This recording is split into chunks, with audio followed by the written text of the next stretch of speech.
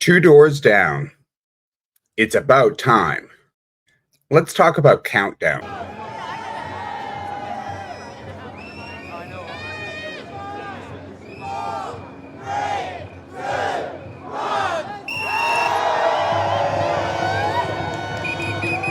Marcellus Williams is doing time for first-degree murder. The Innocence Project analyzed DNA from the murder weapon, exonerating Marcellus and compelling prosecutors to vacate the conviction. A judge agreed, but the Missouri Attorney General's office opposed the deal and appealed to the state Supreme Court, which swiftly blocked the agreement and quickly scheduled Marcellus's execution for September 24th, 2024. September 24th, like 19 days from today? Yes, that's correct. Wow. They're wasting no time. I think they want to get rid of him before he makes more of an issue. So Marcellus, let's hear more about this. What is it that led to this controversy? The crime happened, I think, in 1998 in St. Louis County, Missouri. And in 2001, Marcellus was convicted. They had the murder weapon. It was a knife, but they never tested it for DNA. The prosecution now admits that they, with intention, eliminated all the black jurors from the jury pool.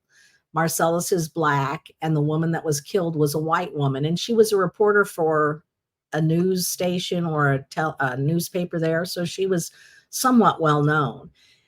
And they also did not test any of the evidence, evidence at the scene of the crime.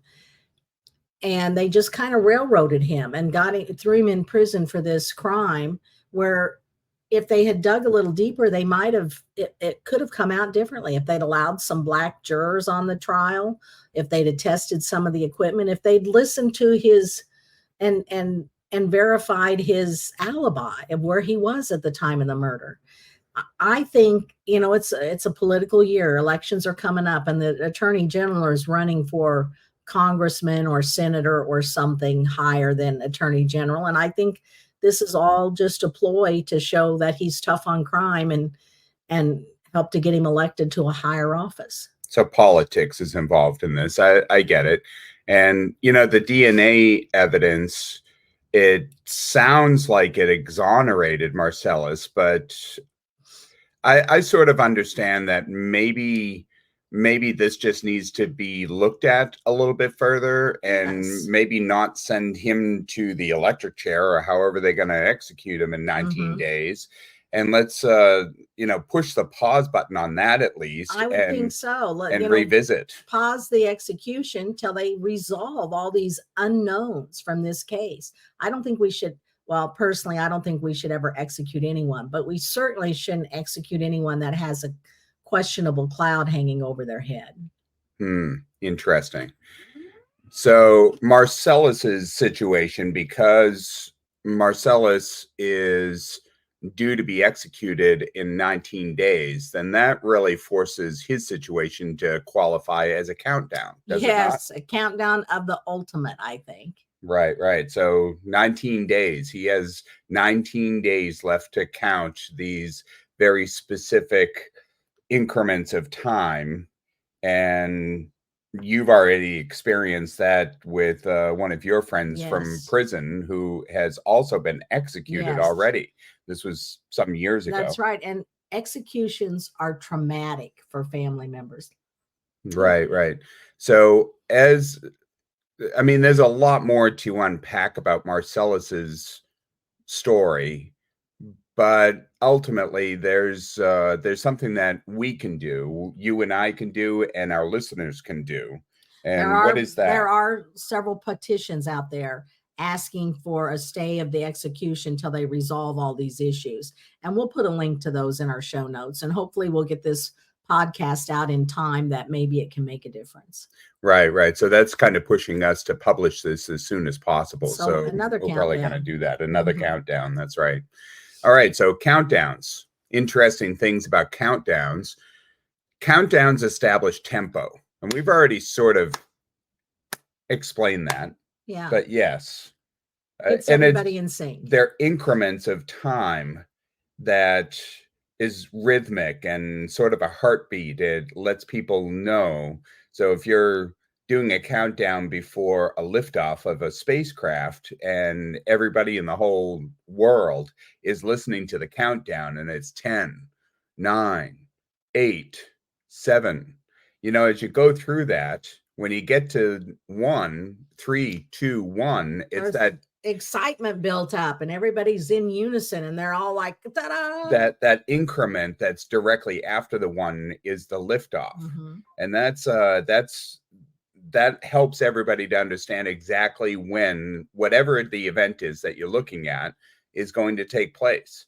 So we'll talk more about that as we go along, but we've got examples, races such as swimming, running, or horse races. We just watched the Olympics and that was just filled with countdowns everywhere. That's right. And sometimes count ups, because a swimming event, really you're counting from the moment they start and stopping the timer when they end. Yeah, that's right.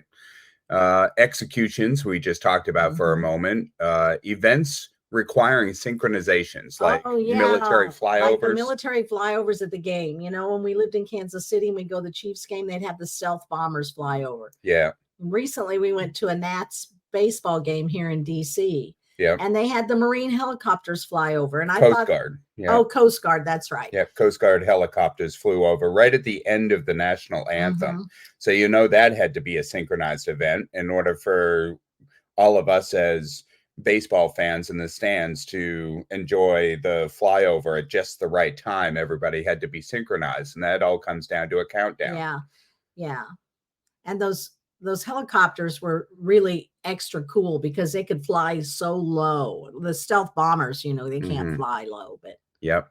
And of course, there's other things that require synchronization, such as, for instance, prison escapes. I wouldn't know much about that. You wouldn't? Well, are you sure about that? No. Yeah, it's kind of like important that you get into the dog crate at the same time that the van is pulling through the gates to pick up dogs. Yeah, there's some synchronization there. I mean, I've heard that somebody actually escaped from prison in a dog crate, and it sounds to me like there was a countdown that was associated with that prison escape. Right. I think that was back in 2006. Yeah, and there was this countdown stopped at 10:30, and another really one started. Insane woman that helped a convicted felon escape from a prison in Kansas, and that was quite a story. But I suppose that's probably best saved for another podcast. Yeah, I think do you think? So. Good. So anyway, moving right along. Countdowns also add tension to conclusions, not just to the beginnings of something, but to the ends of things, such as football games. Oh my gosh. Being a Chiefs fan is so exhausting because it always comes down to the last 12 seconds, the last 1 minute, the last 14 seconds, and you just don't know. You're on the edge of your seat, and then Patrick Mahomes pulls off some miracle and we win. Extends the game. But gosh, I'd like to just have a comfortable lead up to the end sometimes. Yeah. But I think maybe countdowns, not only does it add tension and excitement and urgency to the event, and I'm sure that the players out there feel it, but all of us as viewers really enjoy that added tension, and it forces people to excel and behave on levels that you wouldn't expect otherwise. I think Patrick Mahomes has a whole different feeds on it persona in the last Superman. 15 seconds. He'd like to say, yeah, it's pretty amazing. So the stock exchange opens and closes with countdowns. They have one at the beginning and one at the end every single day. Which has, of course, stock exchange has to do with product sale. So if something was on sale, then that has a countdown. That's true. It adds urgency and forces buyers to make a decision. Are you gonna buy this right now while you have an advantage in price? Yeah, I can't pass up a buy one get one free. So, especially in a bookstore. Yeah, and our bank account shows it. Yeah. Yep. All right. So The doomsday clock. Let's talk about that I for a don't second. understand that at all. I don't know what it even is. So the doomsday clock, I don't really understand it 100% myself, but what I do understand is I believe that they created this thing as a way to terrify the world's population and maybe the American public. Well, but we need to be terrified, I guess, because we're not enough already. In the Cold War, they came up with this idea that a doomsday clock was a way to measure all of human existence on our planet, in not just the past, but also our future, and compare what the past looks like, which is maybe 100,000 years or however long it is, but it's a long period of time, as compared to what our future looks like. And when they started making nuclear weapons, that changed our future from maybe another 100,000 years to what they would expect the end of the world would happen in. So comparatively, between the two of them, they say that the doomsday clock is sort of a ratio. So it doesn't mean 90 seconds literally, but it means 90 seconds as compared to the all of time that all humans of the, have been here. Right. So, and they say that that's where we are today, is that we're at the 90-second mark before doomsday, before the midnight event, the thing that wipes us out. That's how close we are. Is 90 seconds compared to 100,000 years that we've been here before. I wonder what kind of countdown they're going to start if we get to those 90 seconds and nothing's happened. Well, I think they've even adjusted it a couple of times, because I know that when nuclear weapons were a massive threat, when it was back in the 60s and they were trying to move nuclear weapons into Cuba and everything, there was that countdown was drastically close to the end. But I think that it fluctuated, went back and forth, and today it's probably back to a very short time, but dark stuff we're talking about. Okay. We've all seen videos of demolition explosions. And those are kind of cool. It's such a science. They take stuff out of a building and they empty it to a shell, and they set these charges or a parking garage, and they go off, and the whole thing just nicely they do a countdown in. 10, 9, 8, 7, 6, where they get down to 3, 2, 1, and some little kid pushes on a plunger and the explosives it's probably not a little kid. I've actually seen it. Yeah, really? they've had kids that are invited to come in and do the final push to make the whole thing happen. That would be and then a whole building comes down. I'd kind of like to watch one of those live somewhere. Yeah, I think that'd be cool. Yeah, we should find one, because they happen all the time, from what I understand. So NASA has a countdown. We're all really familiar with that. I knew about the T-minus, T-minus 2 days, T-minus 1 hour, T-minus 14 minutes, and at every one of those increments, something specific happens. Like at some point, the astronauts get on the ship, the astronauts get board the spacecraft.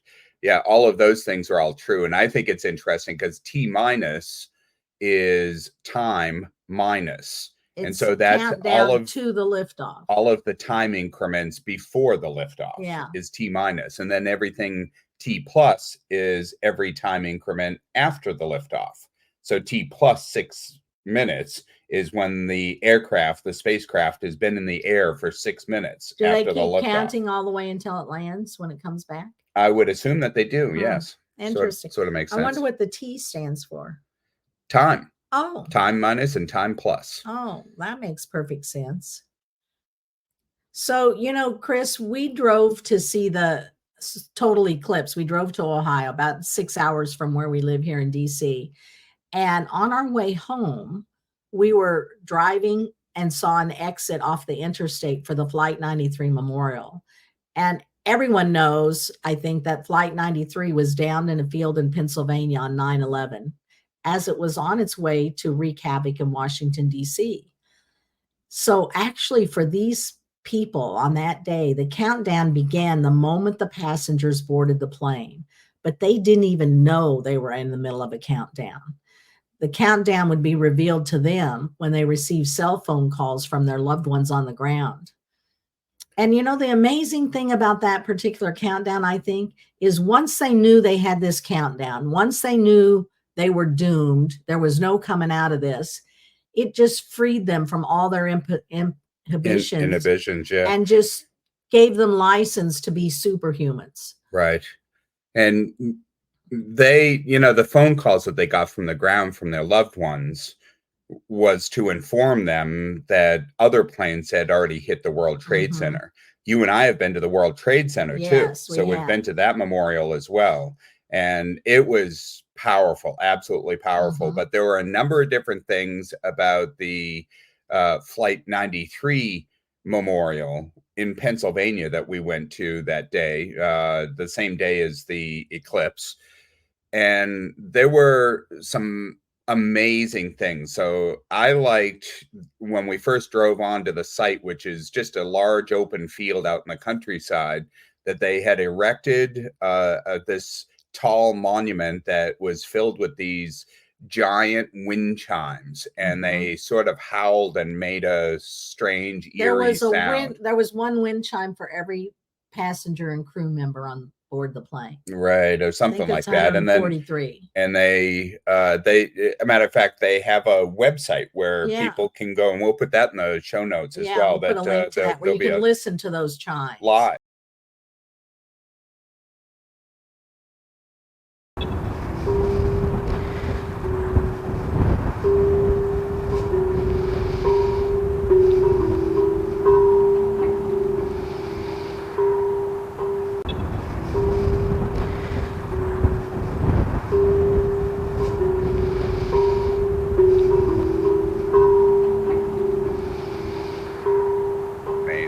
One thing that really stood out to me is when we walked up to the Flight 93 Memorial, they had a visitor center. It was up on a hill looking down over the crash site. But as you walked up, there was a black brick pathway that led from quite a ways back. And as you walked on it, you became aware that you were walking under the exact flight path of Flight 93. And as you walked along that black walkway, there were markers that said 5 seconds to impact, or 4 or 5, 3, and it counted 2, down. 1, and and those markers. It's interesting because when a plane is flying at speed, so they estimated that 563 to 580 miles an hour. They estimate so 580 miles an hour. Each second, it could be hundreds of yards. So from 5 seconds that was marked on that black walkway to 4 seconds may have been, 100 paces away. But once you get to that point and you see that there's 4 seconds left before impact, so there's a bunch of people on a plane that are being impacted by a countdown, and it was an irregular countdown in their particular case. Most countdowns are very regular. You've got a very specific increment of time between each step of the countdown. For them, their countdown started when they got on the plane, and then they were made aware of their countdown, that they were in the middle of a countdown when they got the phone calls from their friends on the ground. And then that drove them to do some superhuman, heroic deeds at the last possible second. And as it turns out, the plane that they were on was carrying over 5,500 gallons of jet fuel. And they were only 18 minutes away from Washington, D.C. when those folks that were on the plane decided that they had to do something about it, and they stormed the cockpit and put the plane down in Pennsylvania. That's right. And so here is the final countdown for that particular flight. This happened at around 10 o'clock in the morning. At 10:03 and 7 seconds, there was a voice on the cockpit recorder that screamed, "No!" And it was an English speaking voice. And at 10 minutes, 4 seconds later, at 10:03:11, so 4 seconds later is when Flight 93 struck the ground. That's right. And everybody on board was killed. That's right. And, of course, on their website and in the visitor center, they have the complete timeline. We just picked out the last two. but it's quite amazing. And I tell you, we've been to the 9/11 memorial in New York City, and that's amazing and humbling. But there was something about this field, something about being out in the open. And when we looked down on that wreckage, we saw a herd of deer down there grazing right where the nose hit the ground. And the tour guide told us that that herd of deer comes out every day. Yeah. Yeah. It's a peaceful sight at the same time as being it is, but it was pretty sight. sobering to Yes, be. it was. I felt like, I mean, the World Trade Center in New York was really powerful, but there was something very kind of surreal about that field. There was a spiritual feeling yes, at Flight 93's memorial. So I highly recommend it. If you're coming to the East Coast, be sure you put Flight 93 Memorial in your travel plans. So, you know, countdowns seem to me to be something that more often, more frequently indicates the end of something. Yeah. Which I think is kind of sad. Well, people look at endings as sad. And I tell you, you know, when I was with my mom as she was dying, I thought it was one of the most beautiful moments in my life. And I was so privileged to be there. I think that even though something ends, even though it might hurt, there's always a new beginning, and maybe we should start focusing on those new beginnings. So that's an optimistic way to look at it, is that that you know, there's pain involved in an end. You know, nobody wants to see the end of anything, the end of a lifetime, the end of people, the end of a football game, the end of any kind of an event, the end. And so endings are sort of dark in nature, but the beauty of it is that there's always a new beginning. It's a new beginning. Yeah. So it's interesting when I got laid off from my job. Time. When I got laid off from my job at Sprint, I was devastated. You know, like, what am I going to do? I mean, that's my life. Right. But I realized that a whole world opened up instead. So I think we just need to. Well, in your case, it certainly did. That's you met me. Well, yeah, that's right. That's right. So, Chris, which countdowns in your life are compelling you to make a change?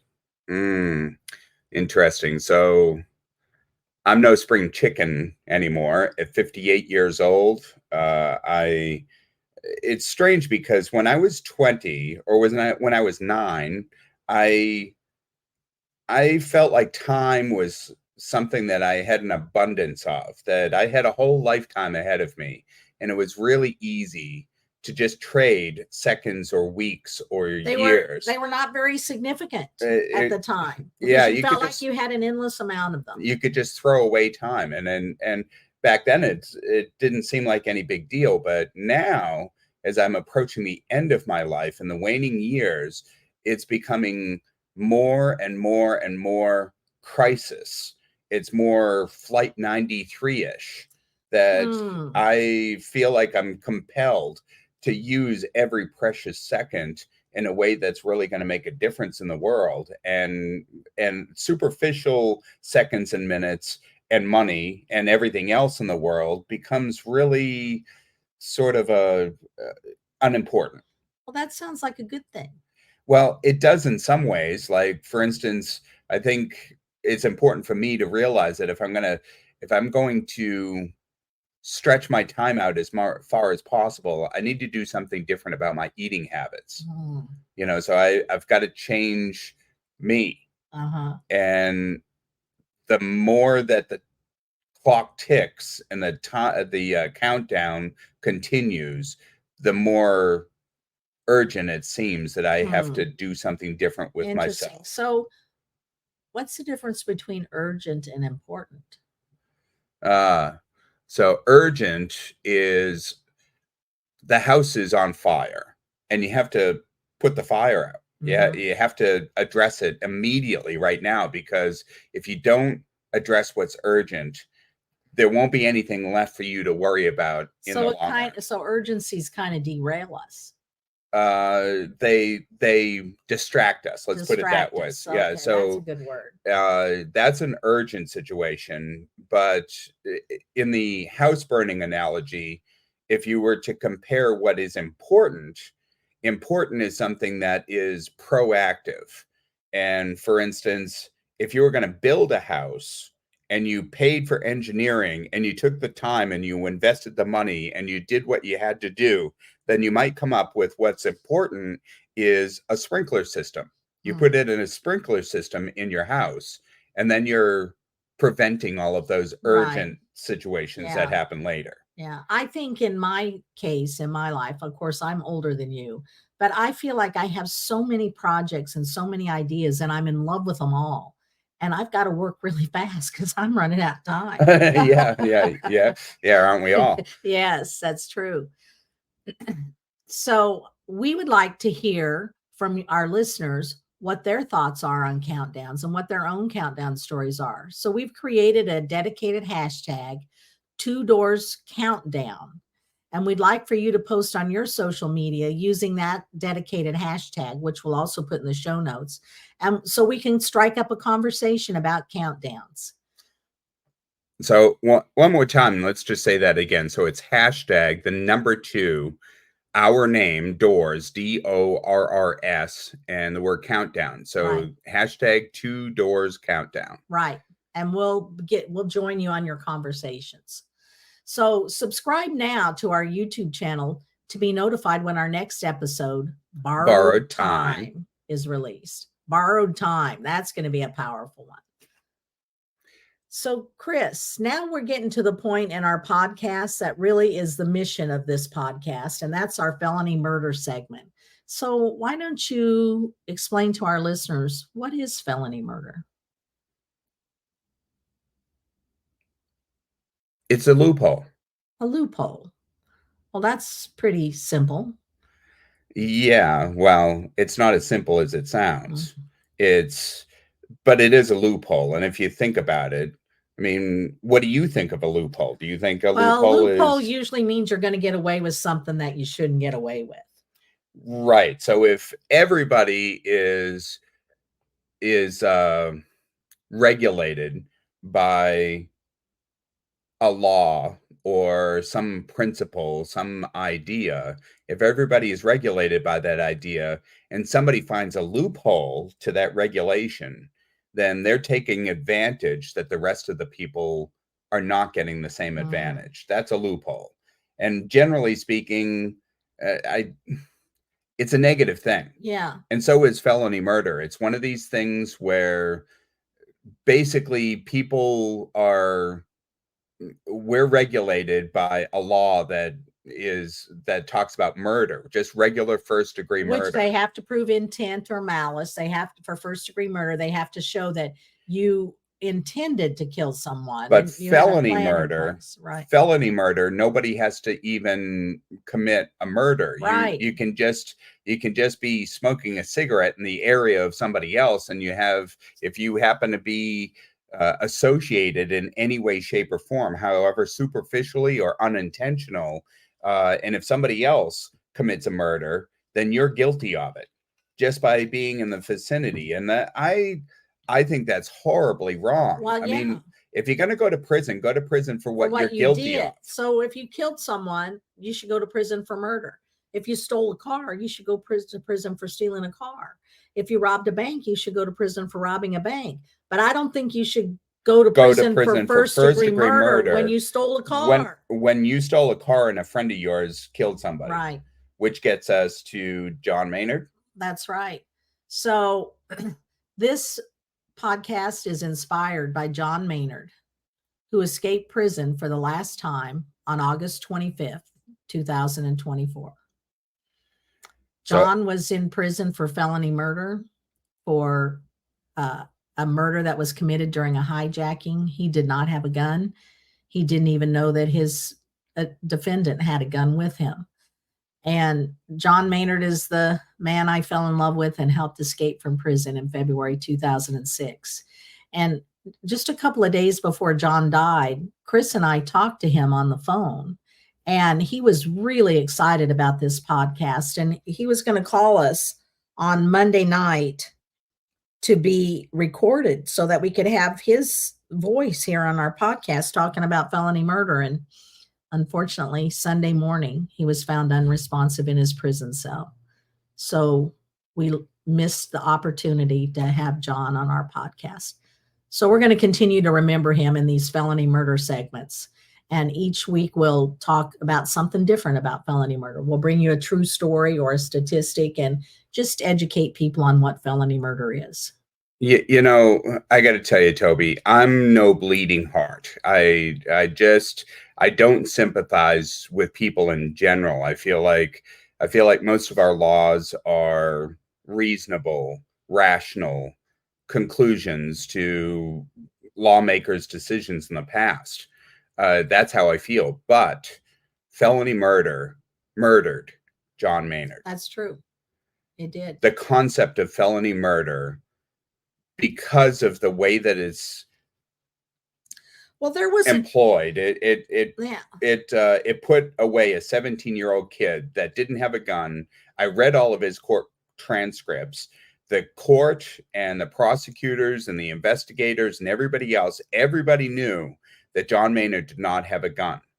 And John Maynard at the ripe old age of 17 years old, filled with wisdom of yeah, a punk, yeah. So he was clearly he didn't understand what he was up against, and he decided that he was going to not cooperate with his own defense attorneys, and ultimately it granted him a life sentence for the felony murder. Yes. And it's not right that we have examples of people that committed multiple murders in heinous ways, and then they did time for 8 years or 10 years or 20 years or however long, and then they get out. Mm-hmm. And John Maynard never killed anybody, and he got a life sentence, and Mm-hmm. now he's gone. Right. I mean, there's something seriously sick about our justice felony system. Murder was a concept that originated in 12th century Europe. And every country had a felony murder law. Every single country in the world.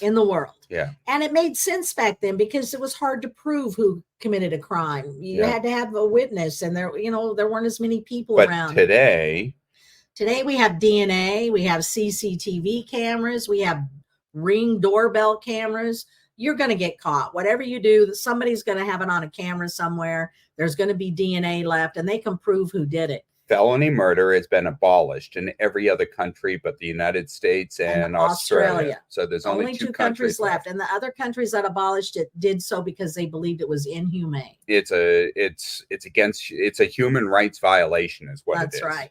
And John Maynard is a victim of that. Yes. Yes, he is. And so it's our mission just to educate people about what it is so that if they feel outraged, we can make John Maynard, one of the most profound things that I heard him say is that he believes that he was a hooligan that should have gone to prison because he was a felon. Mm-hmm. But he never committed any murder, and he never should have gone to prison for life. That's right. And there was so many charismatic, redeeming qualities and intelligence and likability in John Maynard that and he never got in any trouble. Not really. Yeah. I mean, the indoctrination, the institutionalization of being put away when you're 17 years old will have an effect on you. And I could see that it had an effect on him. Mm-hmm. But ultimately, what I noticed about the guy is that he definitely should not have been put away for as long as he was. I agree. Well, we want to thank everyone for tuning in to Two Doors Down, where every second counts. Subscribe on YouTube at Two Doors Down. And if you'd like to get exclusive content, check out our Patreon channel, where we have all kinds of extra things that you can take advantage of. Our website is twodoorsdown.com. Until next time.